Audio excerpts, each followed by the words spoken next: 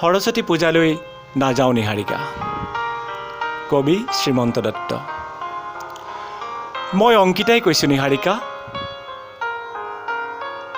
মোক ভুল নুবুজিবা। সেইদিনা তোমালোক হোষ্টেলৰ পৰা ঘৰলৈ আহোঁতে মই পাট কাপোৰ এসাঁজ নিবলৈ বুলি ঘৰলৈ অহাৰ ভাওহে জুৰিলোঁ। আচলতে এইবাৰ সৰস্বতী পূজাৰ দিনা মই কলেজলৈকে নাযাওঁ। তুমি হয়তো ভাবিবা মই তোমাক আপোন বুলি ভাবিব নোৱাৰোঁ বাবেই তুমি পিন্ধিবলৈ দিয়া কাপোৰ সাজ নিপিন্ধো। আচলতে কথাবোৰ তেনে নহয়। যোৱা বছৰ সৰস্বতী পূজাৰ দিনা তুমি আনি দিয়া কাপোৰ সাজকেই পিন্ধিছিলোঁ দেখোন। কিন্তু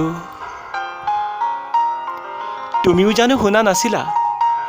টিভি চেনেলৰ মানুহবোৰ মোৰ কাষলৈ আগবাঢ়ি আহোঁতেই জুমৰ পৰা কোনোবাই যে চিঞৰিছিল, মডেল সাজিবলৈ আহিলে কিটো হ'ব, কাপোৰ সাজেই নিজৰ নহয়।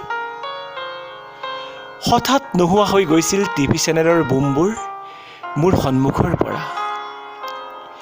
সেইদিনা নিয়ম ভাঙি বহু দেৰিলৈকে তোমালোক হোষ্টেলৰ বাহিৰত আছিলা আৰু মই বন্ধ কোঠৰীৰ ভিতৰত উচুপি উচুপি কান্দিছিলোঁ উজাগৰে অনাহাৰে।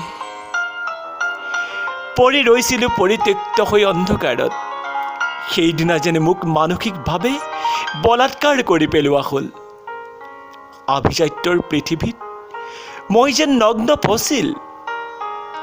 তুমি নাজানা নিহাৰিকা, মই কাৰ সন্তান নতুবা ঘৰৰ ঠিকনা।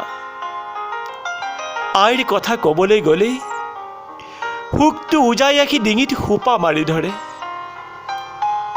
মই সেইদিনা তোমাৰ বিলাসী পোছাকে সজাই পৰাই শিৱসাগৰৰ বৰপুখুৰীৰ পাৰত নিজক মডেল সজাবলৈ যোৱাৰ পৰত মোৰ আই হয়তো ব্যস্ত আছিল কোনো হোটেলৰ পাছফালে কাৰোবাৰ উচিষ্ট ধোৱাত।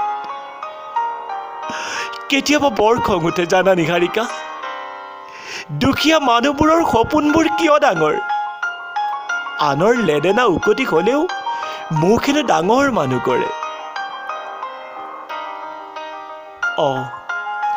দেউতাৰ কথা তোমাক নকলোৱে নহয়। মই তেতিয়া বহুত সৰু।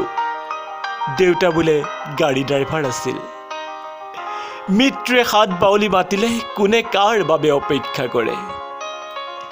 এদিন দেউতা গৈছিল গৈ ককা আইতা যোৱাৰ বাটেৰে। আয়েও নকন্দা হ'ল, যেতিয়া জানিলে বুজিলে শিলত মূৰ আচাৰিলেও দেউতা আৰু ঘূৰি নাহে। তোমালোকে মোক আউটডেটেড বুলি কোৱা। ফেচবুক নথকা এছিয়াৰ হেনো মই প্ৰথম অবলা। সঁচাকৈ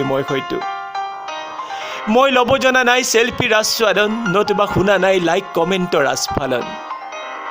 জনা নাই এতিয়াও নাল নতুবা লল মানে কি, আৰু জানিবলৈও বিচৰা নাই। মোৰ আইৰ পৃথিৱীত থাকিয়েই মই সুখী, য'ত নাই হোৱাটছএপ, উইচাট, হাইক, মেছেঞ্জাৰ, ইমো ইত্যাদি ইত্যাদি। মোৰ হাতত দামী মোবাইল তুলি ল'লে আইৰ সতীত্বত আঘাত লাগিব। UGCৰ স্কলাৰশ্বিপেৰে কোনো ৰকম পাৰ হ'ব পাৰিলেই কলেজৰে দেওনা। আইৰ দুচকুতে মই ছটিয়াম আশাৰ বালিচন্দা।